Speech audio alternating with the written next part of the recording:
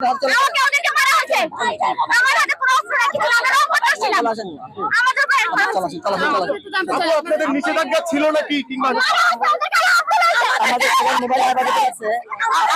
জমায়েত নিষেধাজ্ঞার মধ্যেই টাইগার পাস এলাকায় গ্রাফিতি আঁকতে গেলে একদল তরুণ তরুণীর সঙ্গে পুলিশের ধস্তাধস্তির ঘটনা ঘটে।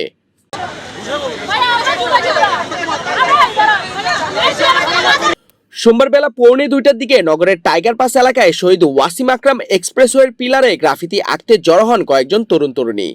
তারা নিজেদের সাধারণ শিক্ষার্থী ও জুলাই যোদ্ধা হিসেবে পরিচয় দেন। তবে গ্রাফিতি আঁকার চেষ্টা করলে পুলিশ তাদের বাধা দেয়। এ সময় দুই পক্ষের মধ্যে ধাক্কাধাক্কি শুরু হয়। এক পর্যায়ে রঙের কৌটা নিয়ে পুলিশ সদস্য ও গ্রাফিতি আঁকতে যাওয়া তরুণ তরুণীদের মধ্যে ধস্তাধস্তি হয়।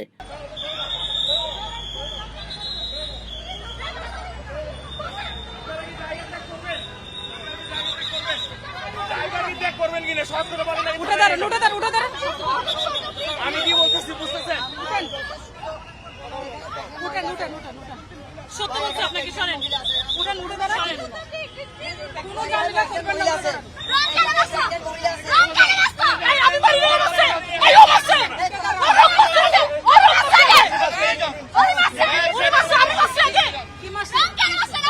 ধস্তাধস্তির সময় কোটা থেকে রং ছড়িয়ে পড়ে। পুলিশ সদস্য এবং গ্রাফিতি আঁকতে যাওয়া কয়েকজনের গায়েও রং লেগে যায়। প্রত্যক্ষদর্শীরা জানান, ঘটনাস্থল থেকে পুলিশ 3 জনকে আটক করে নিয়ে যেতে চাইলে সঙ্গে থাকা অন্য তরুণ তরুণীরা বাধা দেন। আটকের প্রতিবাদে কয়েকজনকে সড়কের উপর বসে পড়তে দেখা যায়। তবে পরে আটক 3 জনকে ছেড়ে দেওয়া হয়েছে বলে জানিয়েছে পুলিশ। খুলশী থানার ভারপ্রাপ্ত কর্মকর্তা আনিসুর রহমান বলেন, ঘটনাস্থল থেকে 3 জনকে আটক করা হয়েছিল, পরে তাদের ছেড়ে দেওয়া হয়েছে। আসছি কেন? আমাদের যে জুলাই, আমরা যে কষ্ট করে জুলাই করছি, যে জুলাই আমরা দেশ স্বাধীন করতে বাধা করতে, সেই জুলাই গাড়ি চালু করতে আসছি আমরা। আমাকে ধরে নিয়ে গেছে। আমার ভাই দেখে দিতে বলো, ভাই দেখে দিতে বলো। আমরা কি ছাত্রলীগ? ছাত্রলীগ কিন্তু তারা ধরে না, তারা মিছিল করে, ছাত্রলীগ ধরে না। ছাত্রলীগ আমাদের উপর কখন থেকে কিছু করেননি কেন? ঘটনাস্থলে থাকা কোতোয়ালি থানার পরিদর্শক মীর মোহাম্মদ সেলিম বলেন, একদল তরুণ তরুণী গ্রাফিতি আঁকতে এসেছিল। এ সময় তাদের সঙ্গে পুলিশের সামান্য ধস্তাধস্তি হয়। পুলিশের দাবি, ওই তরুণ তরুণীরা পুলিশ সদস্যদের উপর রং ছুড়েছেন।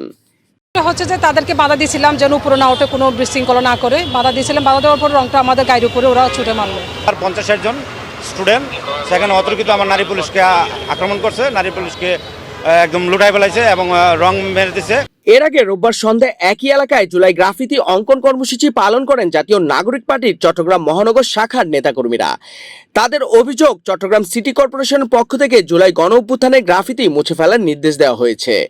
এই অভিযোগ ঘিরে চট্টগ্রামের মেয়র এবং নগর বিএনপির সাবেক সভাপতি ডাক্তার শাহাদাত হোসেনের বিরুদ্ধে অভিযোগ তোলেন এনসিপির নেতাকর্মীরা।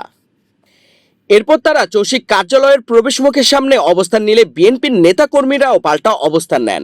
দুই পক্ষের উত্তেজনা বাড়লে পুলিশ এসে তাদের সরিয়ে দেয়।